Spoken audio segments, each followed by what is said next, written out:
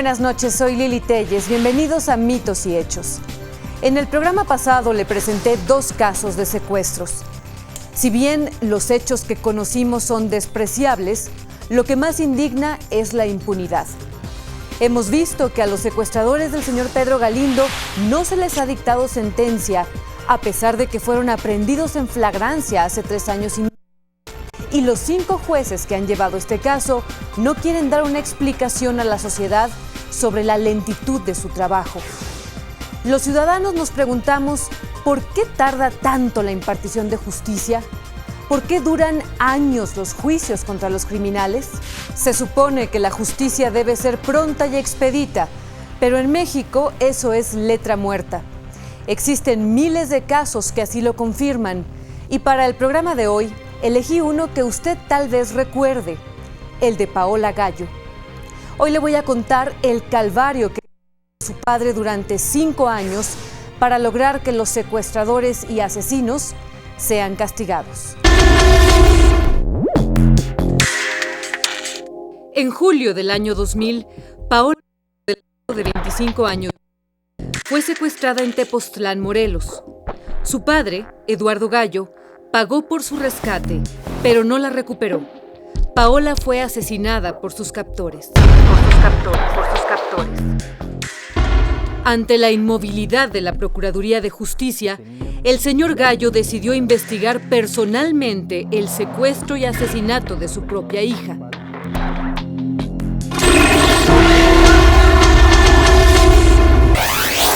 Yo tuve que entrar a hacer la investigación si quería llegar a lo que había sucedido, y dediqué 2 años y medio precisamente de tiempo completo a hacer esa investigación y a irlos encontrando, irlos identificando.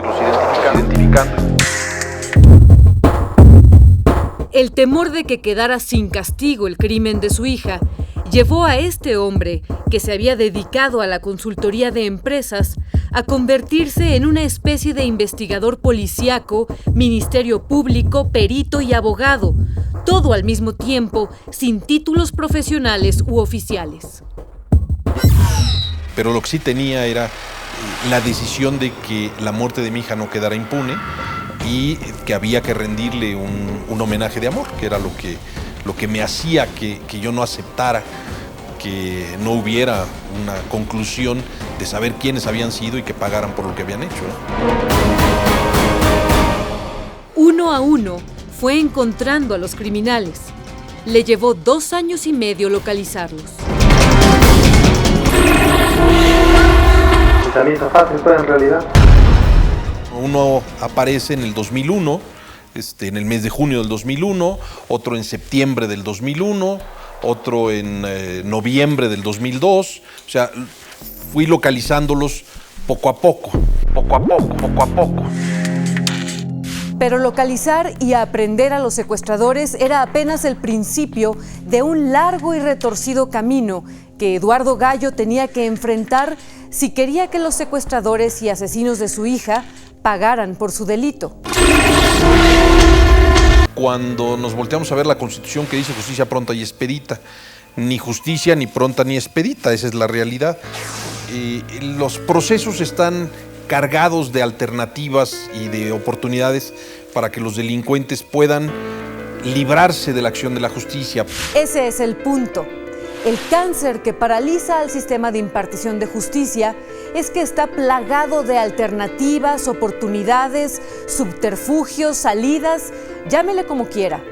En realidad son mañas que ganan tiempo a favor de los delincuentes para que no sean declarados culpables o consigan sentencias menores. Tiene una serie de asegúnes los juicios, y obviamente los delincuentes y sus abogados pues se dedican a hacer uso de estos subterfugios que la ley permite para poder librar la acción de la justicia. Bueno, los abogados viven de eso. Los abogados obtienen sus recursos de eso. Mientras más confusa sea la ley, más ganan los abogados, porque la ley se los permite. La ley está diseñada para que los abogados puedan alargar enormemente los juicios. Durante los juicios, el señor Gallo enfrentó estas tácticas dilatorias de los abogados de los secuestradores. Ellos ofrecen múltiples testigos que no dan sus direcciones de manera correcta, y entonces para localizarlos hay que hacer verdaderas odiseas en el juzgado para localizar domicilios que no están definidos. Esta es una de las mejores artimañas para alargar juicios. El abogado del delincuente pide 5, 20 o 60 testigos y solo menciona alguna calle con la típica frase de domicilio conocido.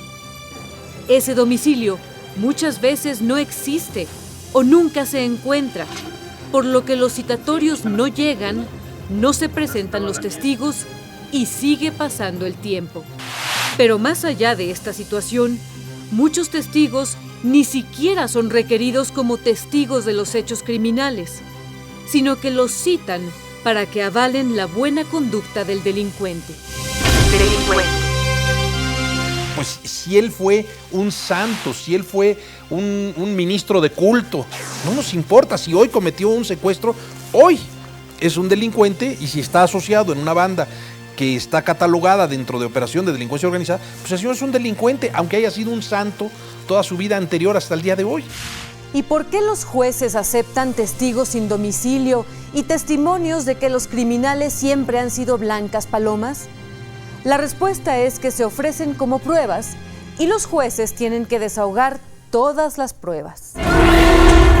El criterio del juez, las más de las veces, es admitir todas las pruebas para evitar en lo futuro alguna reposición de procedimiento. Yo estoy en contra de eso. Y siguen alargando y alargando y alargando los juicios, cuando realmente esa prueba ni siquiera tiene relación con los hechos. Los abogados de los secuestradores de Paola Gallo también recurrieron a una de las formas más burdas, pero comunes, de hacer trampa. Se presentó un perito en criminalística, y él determina que un arma no fue la utilizada, que los casquillos de una cierta arma no corresponden con los que sirvieron para matar a una persona. Nada más que a la hora que vemos los antecedentes de ese perito, resulta que ese perito está acusado de secuestro, tuvo un proceso por secuestro, por lesiones, está acusado de despojo, pero tiene una credencial de perito emitida por Academias Patito. El abogado que presentó a este perito sabe que no va a ser objetivo, sino que va a rendir un peritaje favorable a su causa.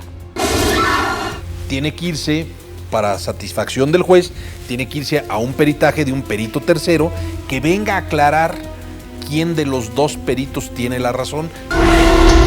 Hay demasiados tecnicismos, todo es muy técnico, y la verdad es que en este país a las personas se les absuelve no porque sean inocentes, sino por deficiencias técnicas.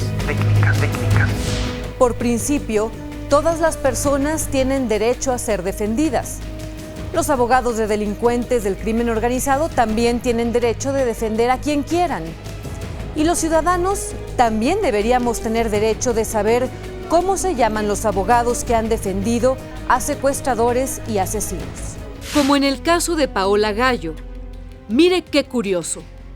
Uno de los abogados de sus secuestradores fue presidente de la Asociación de Abogados Penalistas del Estado de Morelos y hasta fue nombrado abogado del año de ese estado en el 2003.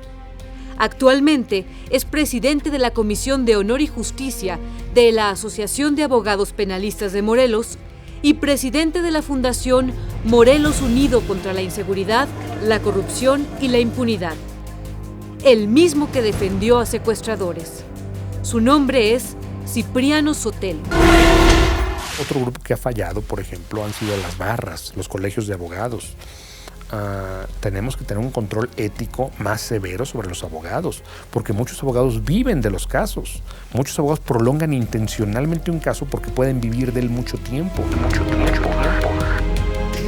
A Eduardo Gallo le consta, pero tuvo la paciencia de aguantar todos los recursos de los que se valieron los defensores de los secuestradores de su hija, como este.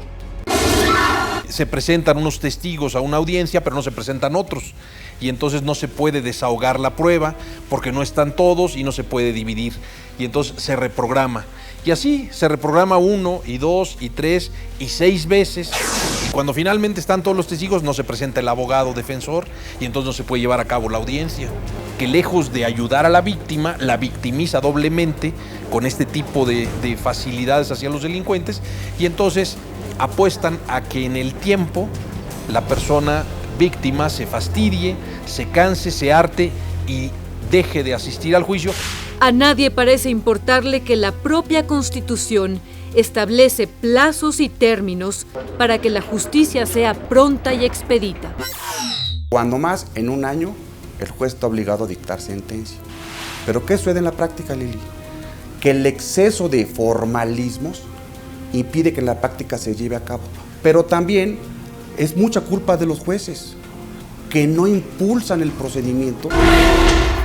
El gran problema es que en México no contábamos con un sistema de profesionalización de los jueces.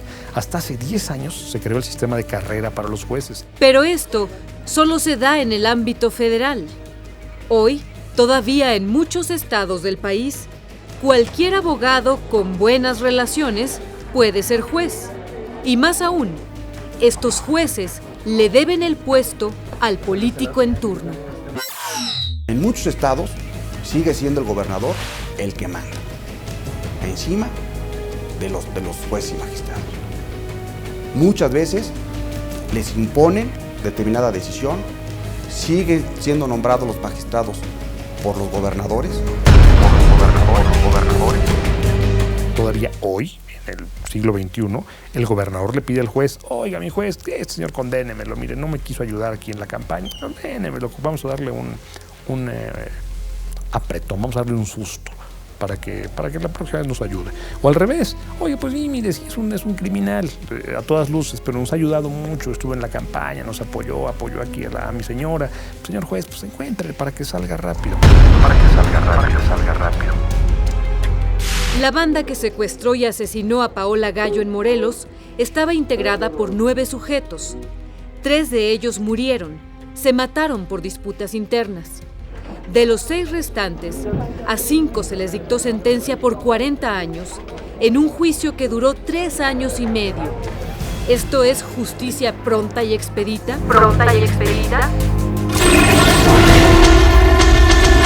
Pero la mataste. Pues ahora sí que pues no sé si fueron las veces que yo le disparé o podrían ser las que disparó el Memo.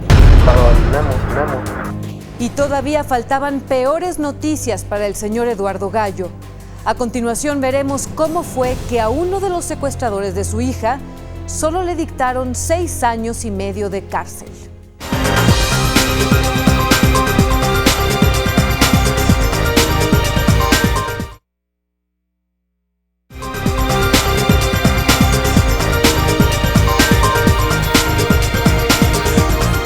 Es el mismo sistema el que permite que los abogados entorpezcan deliberadamente los procesos. En los interrogatorios, hasta las preguntas más sencillas pueden ser objetadas para alargar los juicios. El Ministerio Público quería hacerle una pregunta a uno de los testigos de la defensa. Y entonces decía: bueno, usted conoce a la persona fulana y tal. Objeto la pregunta. ¿Por qué objeta la pregunta? Porque esa pregunta es insidiosa y porque esa pregunta es tendenciosa. ¿Por qué es tendenciosa? Porque le pregunta si la conoce. No debe de preguntarle si la conoce, sino: ¿conoce usted? Hay exceso de tecnicismos en materia local y federal. Hay que acabar con los formalismos, ser más sencillos, más simplistas. Eso retrasa. Eduardo Gallo dejó a un lado su vida para dedicarse en cuerpo y alma a estos juicios, pero la mayoría de la población no lo puede hacer. Ni física, ni emocionalmente, ni psicológicamente, ni tampoco económicamente. No hay quien pueda estar asistiendo a los juzgados, dejando sus responsabilidades, dejando su trabajo, dejando su familia y asumiendo los riesgos que esto implica. El licenciado Laveaga hace una ilustración muy atinada sobre lo que está sucediendo con el sistema jurídico mexicano. Nuestro sistema jurídico es como una gran carroza de 8 caballos que va por Insurgentes. Ahí va por Insurgentes, con todos los coches pitando y la carroza con 8 caballos. De pronto se detienen los caballos, algunos van a detener, baja un cochero, hay que darles de comer, es la hora de comer de los caballos. La gente está pitando. Eso es nuestro sistema de justicia. Porque también dilatar es parte de una mala administración, es parte de una corrupción, ¿no? Porque es el sistema que le permite a quienes lo controlan hacer dinero. Si el sistema no prevé el delito, hay delincuentes. Si hay delincuentes, los policías que los detienen pueden llevarse un dinero por no entregarlos al Ministerio Público. Los que entregan al Ministerio Público permite que el Ministerio Público se lleve un dinero por no consignarlos. Después porque se lleven un dinero por integrar mal la averiguación. En el juzgado funciona de maravilla. Funciona de maravilla para los delincuentes y para la mafia que está en el poder. Uno de los secuestradores de Paola Gallo logró evadir y retrasar la acción de la justicia durante 4 años. Y más aún, solo le dictaron como castigo 6 años y medio de cárcel. Este sujeto fue puesto a disposición del juez, está confeso de haber cometido el secuestro de mi hija, fue sentenciado a 6 años y medio, lo cual para mí es una burla absoluta. No puede ser que alguien que está considerado perteneciente a una banda de delincuencia organizada por secuestro pueda ser sentenciado a 6 años y medio, y menos habiendo muerto una de las víctimas, al margen de que sea mi hija.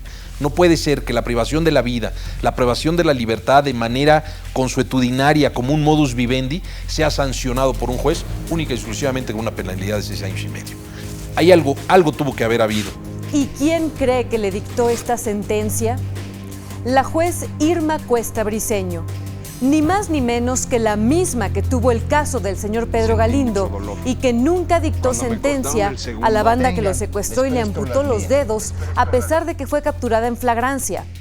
Hace 3 semanas la busqué para pedirle una entrevista sobre el asunto del señor Galindo y en sus oficinas no contestan el teléfono.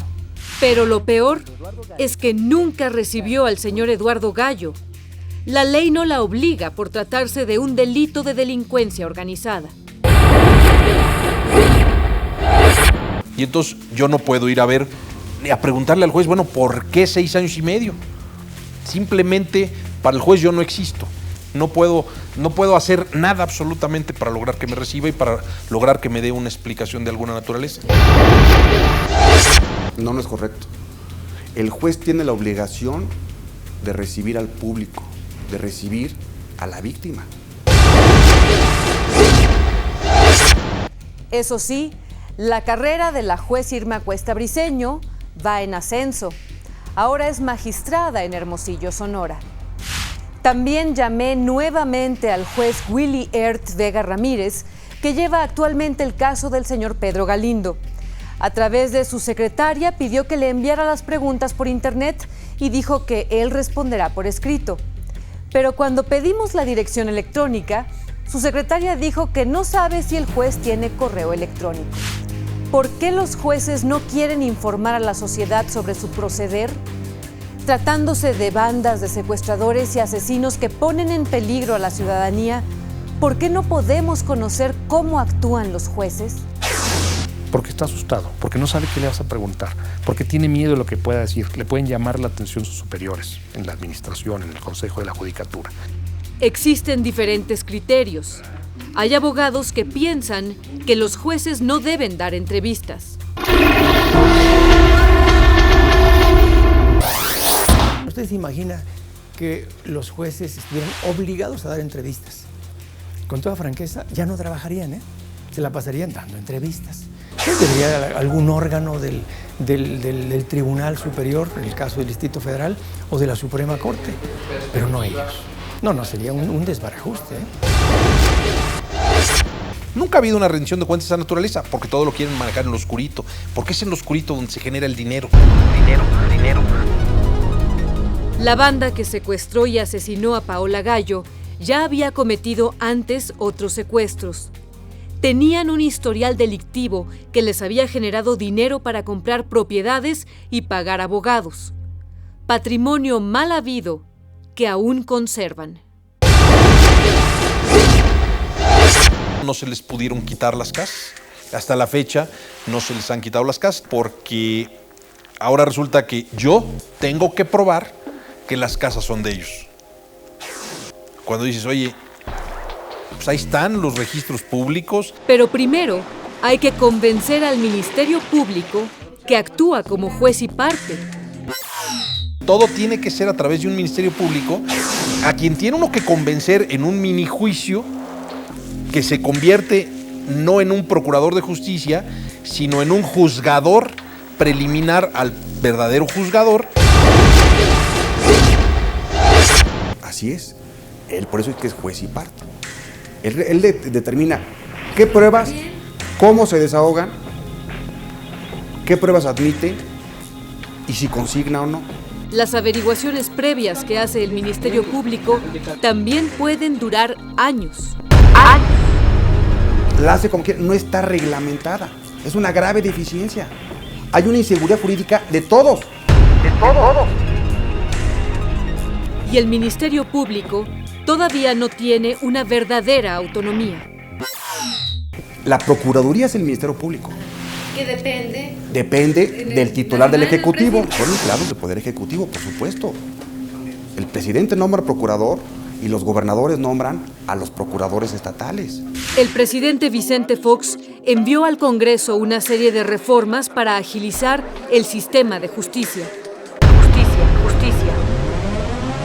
Yo quisiera oír, me gustaría mucho oír un diputado o un senador explicando por qué no las han aprobado. ¿Por qué han tardado tanto tiempo en aprobarlas? Lo importante es que mi partido gane. Y si mi partido no gana, yo no apruebo ninguna reforma, así beneficia a los 100 millones de mexicanos. Esto no se vale, señores. Tienen ustedes que hacer algo para sacar a este país de donde estamos. Esa es su responsabilidad y eso es lo que esperamos de ustedes.